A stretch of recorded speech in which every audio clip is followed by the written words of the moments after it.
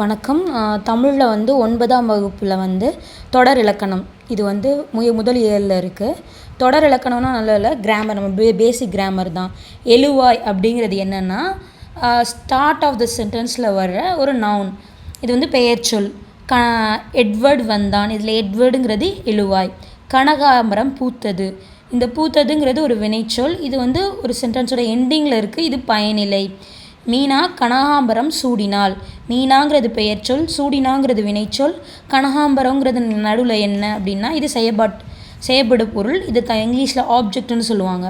ஒரு தொடரில் எழுவாய் செயல்பாட்டு பொருள் பெயர் சொல்லாகவும் பயனிலை வினைமுற்றாகவும் இருக்கும். பயனிலை அந்த தொடரின் பயன் நிலைத்து இருக்கும் இடமாகும். இது தொடரில் செயல்பாட்டு பொருள் இருக்க வேண்டும் என்கிற கட்டாயம் இல்லை. செயல்பாட்டு தோன்றும் தொடர் விளக்கமாக இருக்கும்.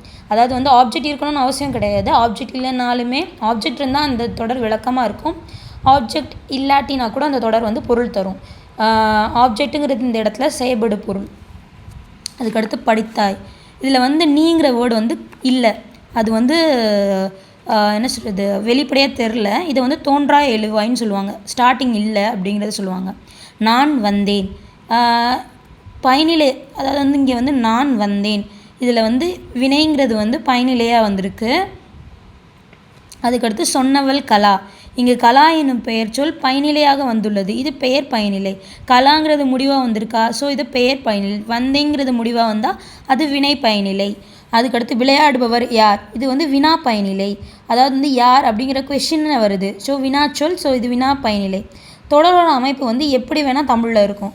எழுவாய் செயற்பாடு பொருள் பயனிலை இந்த மாதிரி இருக்கும். செயற்பாடு பொருள் எழுவாய் பயனிலை, பயனிலை எழுவாய் செயல்படு எந்தெந்த மாதிரி கூட இருக்கலாம். எழுவாய் பயனிலை செயல்பாடு பொருள், செயல்பாடு பொருள் பயனிலை எழுவாய், இந்த மாதிரி எப்படி வேணால் இருக்கலாம். அதுக்கப்புறம் நல்ல நூலில் ஒன்று படித்தேன். பெயர் சொல்லுக்கு அடையாக வர்றது பெயர். இந்த நல்லங்கிறது வந்து பெயர் சொல்லுக்கு வந்து அடையாளமாக வருது, இது அட்ஜெக்டிவ்னு சொல்லுவாங்க இங்கிலீஷில். மகிழ்நன் மெல்ல நந்தான், இந்த வினையை வந்து விவரித்து சொல்லுது இந்த மெல்லங்கிற வார்த்தை, அதனால் இது வந்து வினை அடை அப்படின்னு சொல்லுவாங்க.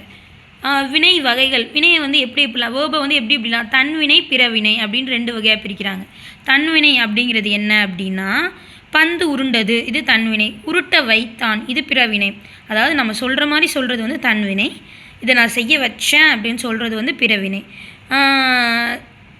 அதான் எழுவாய் வந்து ஒரு வினையை செய்ய வச்சா அது பிறவினை, எழுவாய் ஒரு வினையை செஞ்சால் அது தன்வினை. இந்த பிறவினையில் பார்த்திங்கன்னா இது வந்து மோஸ்ட்லி எந்தெந்த லெட்டர்ஸோடலாம் முடியும் அப்படின்னு பார்த்திங்கன்னா வி, பி, செய், வை, பண்ணு, இதெல்லாம் என்னென்னு சொல்லுவாங்கன்னா துணை வினைகள். பிறவினையை செய்ய வைக்கிதில்ல, அதனால இது வந்து துணை வினைகள் அப்படின்னு சொல்லுவாங்க. இதுக்கு 2 எக்ஸாம்பிள்ஸ் கொடுத்துருக்காங்க. அவன் திருந்தினான், அவர்கள் நன்றாக படித்தனர். பிறவினையில் பாருங்கள், அவனை திருந்தச் செய்தான், தந்தை மகனை நன்றாக படிக்க வைத்தார், பள்ளிக்கு புத்தகங்கள் வரவித்தார். இந்த வி, வை, செய் இதெல்லாம் வந்து துணை வினைகள்.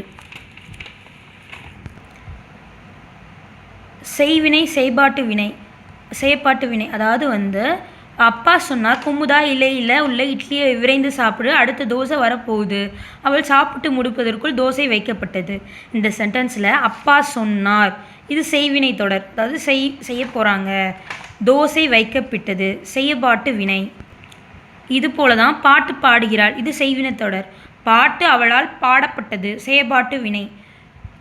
செய்பவரை முதன்மைப்படுத்தும் வினை செய்வினை, அதாவது இவங்க தான் செய்ய சொன்னாங்க அப்படிங்கிறத முதன்மைப்படுத்துறது செய்வினை. செயற்பாட்டு பொருளை முதன்மைப்படுத்துவது வினை செயற்பாட்டு வினை. பொருளை முதன்மையாக தோசை, பாட்டு இந்த மாதிரி இது பண்ணுறது செயற்பாட்டு வினை.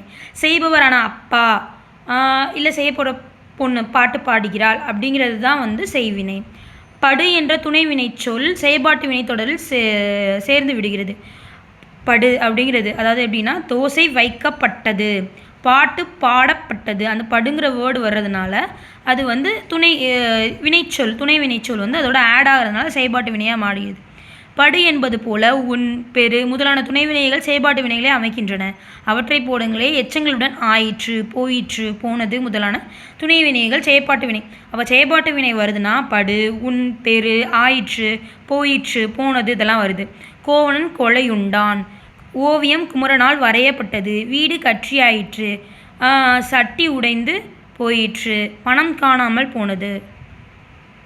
இது பயன்பாட்டு தொடர்கள். இதில் என்னென்னலாம் இருக்குன்னு பாருங்கள். தன்வினை தொடர், பிறவினை தொடர், செய்வினை தொடர், செயல்பாட்டு வினை தொடர், நிறைய தொடர்கள் இருக்குது. தன்னுடை சொன்னால் அப்துல் நேற்று வந்தான், இது தன்வினை தொடர். அப்துல் நேற்று வரவித்தான், இது வந்து பிறவினை, இன்னொருத்தர் சொல்கிற மாதிரி சொல்கிறது. செய்வினை தொடர், கவிதா உரை படித்தாள், கவிதாவை முதன்மைப்படுத்துறது. உரை கவிதாவால் படிக்கப்பட்டது, செயல்பாட்டு வினை, அந்த பொருளை சொல்லி சொல்கிறது. உடன்பாட்டு வினை தொடர்னா குமரன் மழையால் நனைந்தான், எஸ் சென்டென்ஸ். எதிர்மறை வினை தொடர்னா நோ சென்டென்ஸ். குமரன் மலையில் நனையவில்லை. செய்தி தொடர், என் அணை நாளை வருவான், இது ஒரு செய்தியாக சொல்கிறாங்க. உணர்ச்சி தொடர், எவ்வளவு உயரமான மரம், இது வந்து ஒரு உணர்ச்சியை, அதாவது வந்து ஆச்சரியமூட்டுற மாதிரி சொல்கிறது. வினா தொடர், உள்ளே பேசிக்கொண்டு இருப்பவர் யார், கேள்வி மாதிரி கேட்குறோம், அது வினா தொடர். பூக்களை பறிக்காதீர், இது வந்து கட்டளையிடுற மாதிரி சொல்கிறது, கட்டளை தொடர். பெயர் பயனிலை தொடர், இது நாற்காலி, அவன் மாணவன். பயனிலையாக வர்றது வந்து பெயர் சொல், அதனால் இது வந்து பெயர் பயனிலை தொடர்.